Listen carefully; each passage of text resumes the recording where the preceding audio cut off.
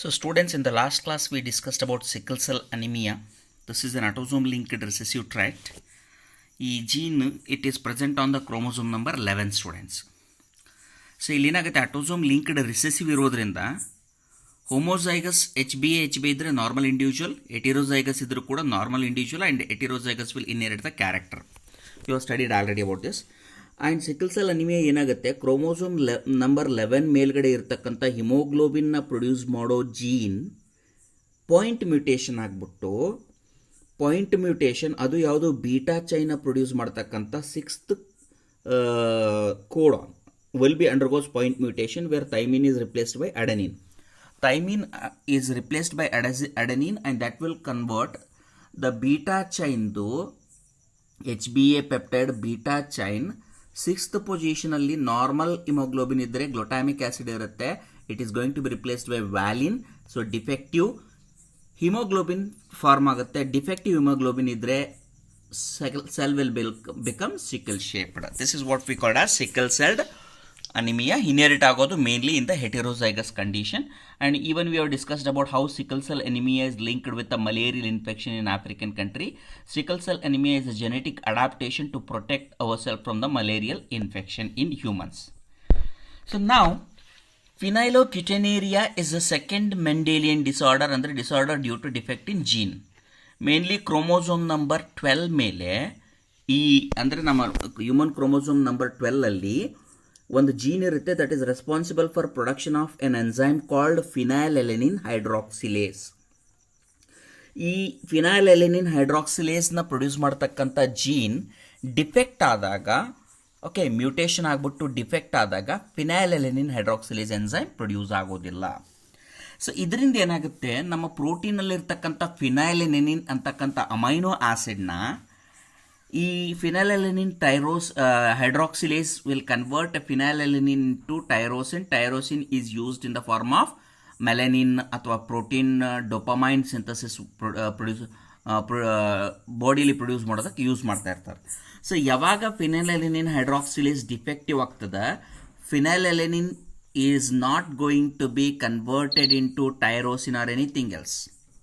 That will results in what, phenylalanine accumulate ಆಗ್ತಾ ಹೋಗ್ಬಿಟ್ಟು pyruvic acid ಆಗುತ್ತೆ. ಪೈರ್ವಿಕ್ ಆಸಿಡ್ ಇರೋದು it will be converted into ketone bodies. So ಯೂರಿನಲ್ಲಿ excess of ketone bodies ಮತ್ತು pyruvic acid accumulate ಆದಾಗ person will urinate ketone bodies in the urine, so called as phenylketonuria. In the short form we will write it as a PKU. Very simple. Phenylketonuria is a autosomal recessive disorder. ಇದು ಕೂಡ autosomal recessive disorder. ಈ gene ಯಾವ chromosome ಮೇಲ್ಗಡೆ ಇರ್ತದೆ? So sickle cell anaemia chromosome number 11, phenylketonuria chromosome number 12. So chromosome number 12 ಮೇಲೆ ಇರ್ತಕ್ಕಂಥ recessive trait defect ಆದಾಗ ಈ ಇನ್ಬರ್ನ್ ಎರರ್ ಬರ್ತದೆ. This is also called as a metabolism. So inborn error of metabolism ಅಂತೀವಿ. ಎದಕ್ಕೆ ಇನ್ಬರ್ನ್ ಎರರ್ ಆಫ್ ಮೆಟಬಾಲಿಸಮ್ ಅಂತೀವಿ ಅಂದರೆ, ಇದು ಮೆಟಬಾಲಿಕ್ ಆಕ್ಟಿವಿಟಿಯಲ್ಲಿ ಬೇಕಾಗ್ತಕ್ಕಂಥ phenylalanine hydroxylase is an enzyme where it is helpful in converting phenylalanine into tyrosine amino acid.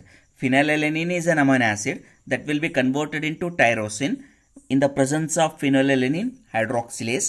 Tyrosine is required for the production of melanin pigment, dopamine. It is actually neurotransmitter. Other types of proteins will be synthesized by using tyrosine. So ಈ metabolism ಎಲ್ಲ defect ಇದ್ದಾಗ, ಅಂದರೆ the gene if it is defected, phenylketonuria condition ಇದ್ದಾಗ, phenylalanine hydroxylase produce ಆಗದೆ ಇದ್ದಾಗ, then melanin and other proteins will be not produced. So instead of ಏನಾಗುತ್ತೆ, ಫಿನೈಲ್ಅಲೆನಿನ್ನ convert ಮಾಡ್ತಕ್ಕಂಥ ಎಂಜೈಮೇ ಇಲ್ಲ ಅಂದಾಗ phenylalanine will be not converted into tyrosine, it will be converted into phenyl pyruvic acid. ಈ phenyl pyruvic acid is a kind of ketone bodies. The person body will start to accumulate ketone bodies and the person will urinate the ketone bodies in the urine. Such a condition what we call it as phenylketonuria. So PKU, an inborn error of metabolism. It is a autosomal recessive trait.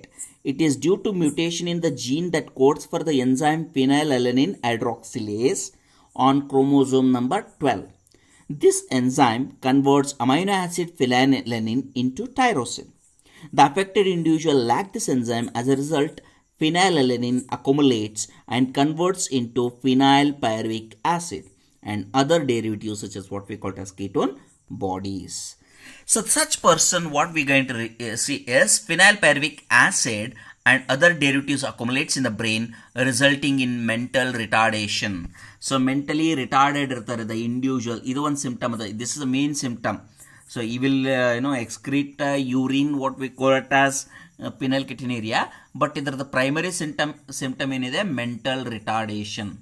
There are also excreted through urine because of a poor absorption by the kidney. So this condition, what we call it as phenylketonuria. So phenylketonuria andre yen nenpitkolbeku students, it is an autosomal recessive trait and it will be present on chromosome number 12. The defective gene fails to produce an enzyme called phenylalanine hydroxylase. This enzyme is required for the conversion of phenylalanine into tyrosine. So defective enzyme, what happens here, phenylalanine is not converted into phenylpyruvic tyrosine. Instead, it is accumulated in the form of phenylpyruvic acid. So affected individual will be mentally retarded. This is an important symptom of phenylketonuria. Affected individual will be mentally retarded. So unaffected carrier father, usually capital R, small r, and unaffected carrier mother, capital R, small r. So usually recessive disorders yavag barutte andre when both of the parents are carriers, they are having the recessive traits, they will transfer that recessive trait to one individual. So this person is capital R, when you will take, you will be completely unaffected, normal. Here you will take capital R, small r, both of them, they are carrier. That means to say they are normal but as a defective gene. Whereas this person is taking the small r from the parents, the individual will be affected individual. So phenylketonuria is a metabolic error, inborn metabolic error, where phenylalanine hydroxylase enzyme is not produced, which is required for the conversion of phenylalanine amino acid into tyrosine. So this failure of the enzyme will make the phenylalanine to accumulate in the body. Later it is converted into phenylpyruvic acid and ketone bodies. The defective person will be mentally retarded due to accumulation of phenylpyruvic acid in the brain, and as well as the defective individual will excrete the ketone bodies in the urine. So that's the reason why we call the disorder as the phenylketonuria, students. So this is what about the genetic disorder phenylketonuria. So in the inborn error or a Mendelian disorder, we have discussed about. So what are the conditions? We have discussed hemophilia, and then we have discussed color blindness, and then we have discussed sickle cell anemia, and then we have discussed phenylketonuria. So next we'll move to the thalassemia. Thalassemia is also Mendelian disorder, but the difference here is thalassemia is a quantitative disorder. Now, either you take sickle cell anemia or hemophilia or color blindness or phenylketonuria, ನೀವು ಯಾವುದನ್ನೇ ನೋಡಿದರೆ ನಾವೇನು ನೋಡಿದ್ವಿ, ಒಂದು gene ಇರುತ್ತೆ, ಒಂದು gene defect ಆದರೆ ಆ disorder ಇರ್ತದೆ. ಸೊ ಇದಕ್ಕೆ ನಾವೇನಂತೀವಿ ಕ್ವಾಲಿಟೇಟಿವ್. ಒಂದೇ ಜೀನ್ ಡಿಫೆಕ್ಟ್ ಆದರೆ ಡಿಸಾರ್ಡರ್ ಬಂತು. So that we call it as qualitative. But ಇಲ್ಲಿ ಥಾಲಸ್ಮಿಯಾ ಇದೇನಿದೆ, it is a condition of quantitative. ಇದು ಥಾಲಸ್ಮಿಯಾನ ಕಂಟ್ರೋಲ್ ಮಾಡತಕ್ಕಂಥ ಕ್ರೋಮೋಸೋಮ್ಸ್ ಎರಡದಾವೆ, chromosome 11 and chromosome 16. Chromosome 11 and 16 both can control the thalassaemia. First thalassaemia ಏನಿದೆ disorder ಅಂತ ಓದ್ಕೊಳ್ಳೋಣ. So you will get an idea. So thalassaemia, it is an autosome linked recessive blood disease. It is almost similar to sickle cell anaemia. ಅಲ್ಲಿ beta chain, ಇಲ್ಲಿ alpha chain defect ಆಗ್ತದೆ. ಆಮೇಲೆ quantity of production ಕಮ್ಮಿ ಆಗ್ತದೆ. ಅಲ್ಲಿ sickle cell anaemia ಒಳಗೆ beta chain defect ಆಗಿ shape of the ಹಿಮೋಗ್ಲೋಬಿನೇ ಚೇಂಜ್ ಆಗಿಬಿಡ್ತಿತ್ತು. ಇಲ್ಲಿ ಥಾಲಸ್ಮಿಯಾ ಏನಾಗ್ತದಂದ್ರೆ amount of haemoglobin produced will be reduced. ಅದಕ್ಕೆ ನಾವು ಇದನ್ನು ಕ್ವಾಂಟಿಟೇಟಿವ್ ಅಂತೀವಿ ಥಾಲಸ್ಮಿಯಾನ.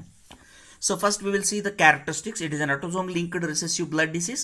It is transmitted from unaffected carrier, that is heterozygous parent to offspring. Autosome linked recessive ide andre definitely it will be inherited by heterozygous parent. It is due to mutation or deletion of certain genes it results in reduced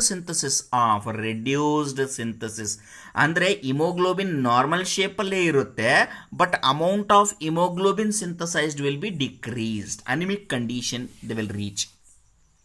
ಥ್ಯಾಲಸ್ಮಿಯಾ ಒಳಗೆ sickle cell ಅನಿಮಿಯಾದಾಗ ಏನಾಗ್ತಿತ್ತು, haemoglobin normally normal ಅಮೌಂಟಲ್ಲಿ ಇರ್ತಿತ್ತು, but defective haemoglobin ಇರ್ತಿತ್ತು. ಅದು defective ಇರೋದು qualitative, ಇಲ್ಲಿ amount wise ಅಂದರೆ ಎಷ್ಟು synthesise ಆಗಬೇಕು ಅಷ್ಟು ಸಿಂಥಸೈಸ್ ಆಗೋದಿಲ್ಲ.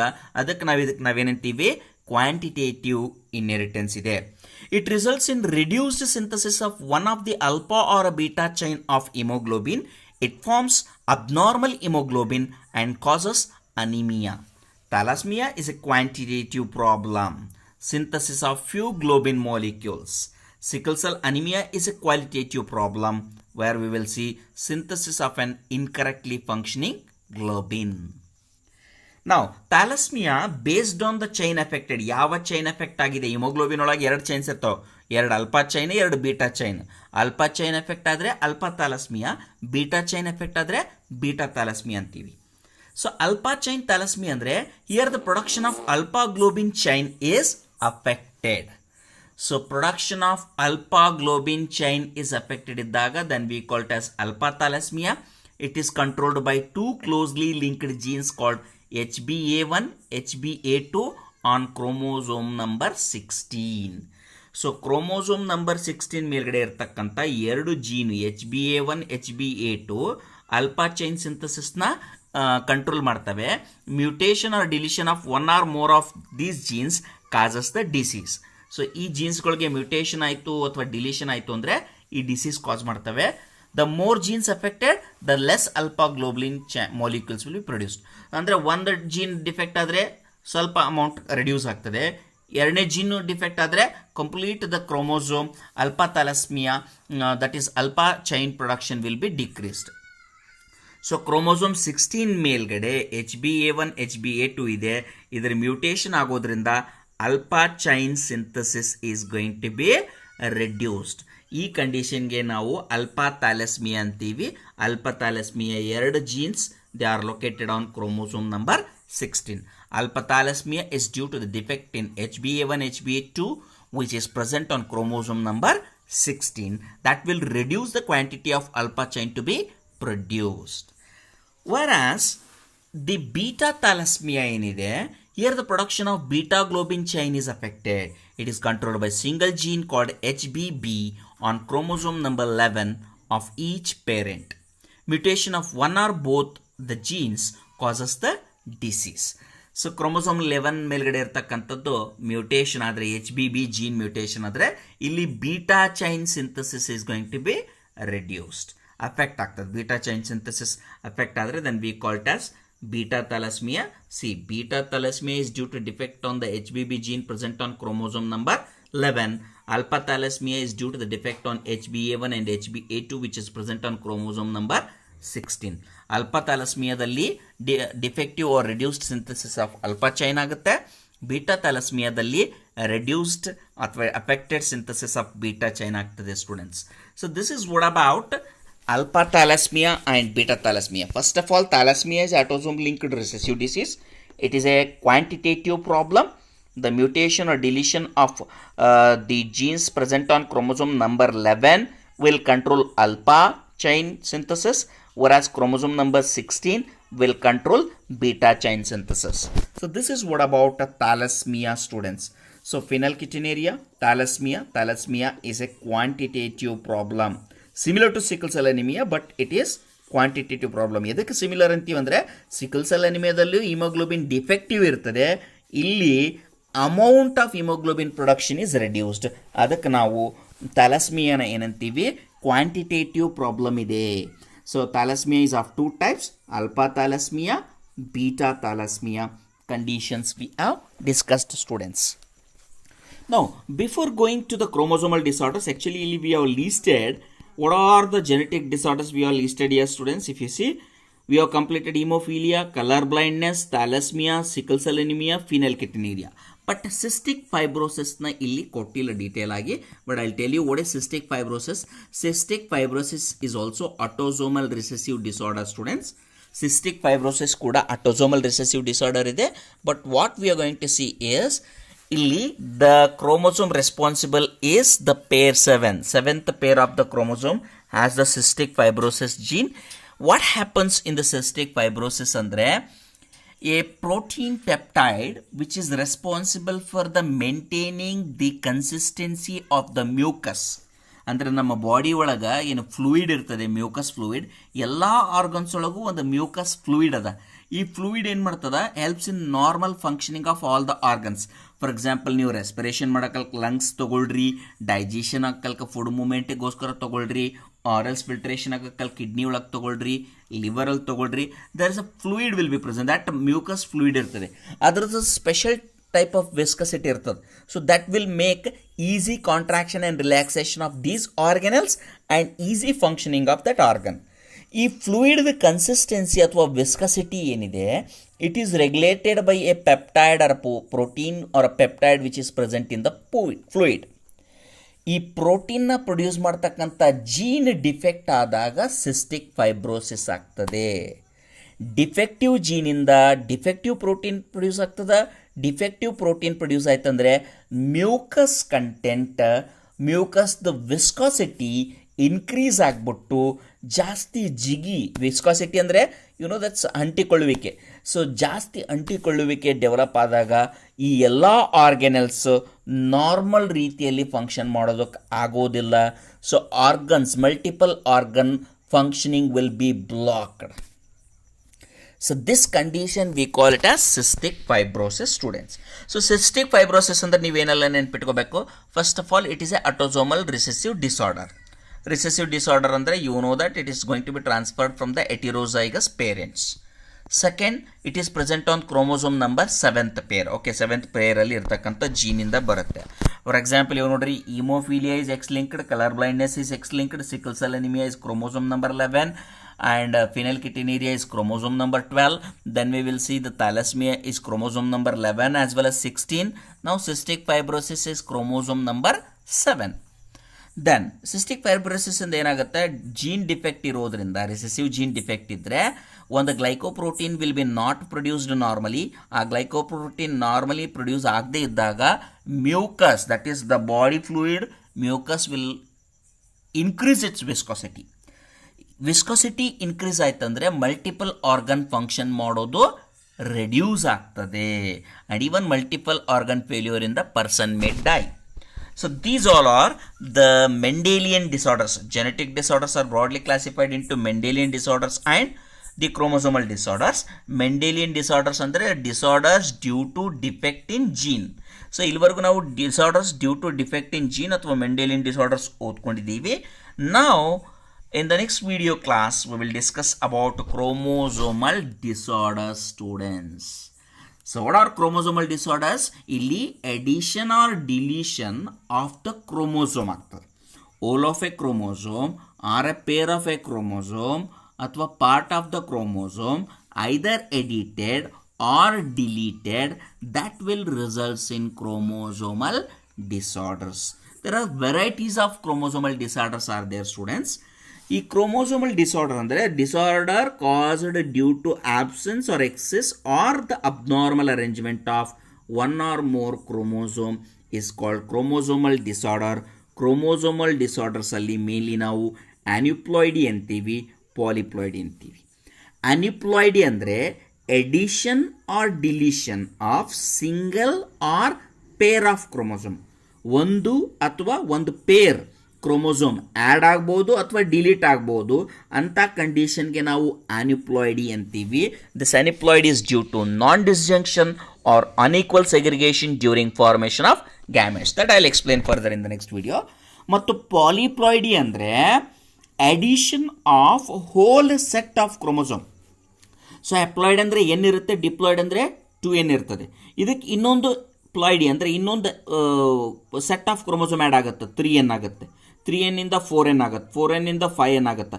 ಈ ಥರ whole set of the chromosomes add ಆಗ್ತಾ ಹೋದರೆ ಪಾಲಿ ಅಂತೀವಿ. ಪಾಲಿ ಅಂದರೆ ಮೆನಿ, ಪ್ಲಾಯ್ಡಿ ಅಂದರೆ set, many sets of the chromosome. Aneuploidy ಅಂದರೆ ಇಲ್ಲಿ abnormal or incomplete ploidy develop ಆದಾಗ ಆನ್ಯುಪ್ಲಾಯ್ಡಿ ಅಂತೀವಿ. So chromosomal disorders are broadly classified into two types. What are chromosomal disorders? Disorders due to defect in gene. They are broadly classified into two types called aneuploidy and polyploidy. So ಯಾವಾಗ aneuploidy condition develop ಆಗುತ್ತೆ, ಯಾವಾಗ polyploidy condition develop ಆಗುತ್ತೆ, we will discuss in the next class students. And assignment for this class is what you need to go through is phenylketonuria ಯಾವ ಥರ disorder ಇರ್ತದೆ ಮತ್ತು ಹೆಂಗೆ metabolic error ಇದೆ, complete phenylketonuria describe ಮಾಡಿರಿ, even inheritance ಕೂಡ explain ಮಾಡಿರಿ, ಮತ್ತು thalassaemia, characters of the thalassaemia, types of the thalassaemia, responsible chromosome number and ಜೀನ್ನ represent ಮಾಡಬೇಕು. That is the assignment question students. In the next class we will discuss about the chromosomal disorders such as aneuploidy and polyploidy. Thank you students.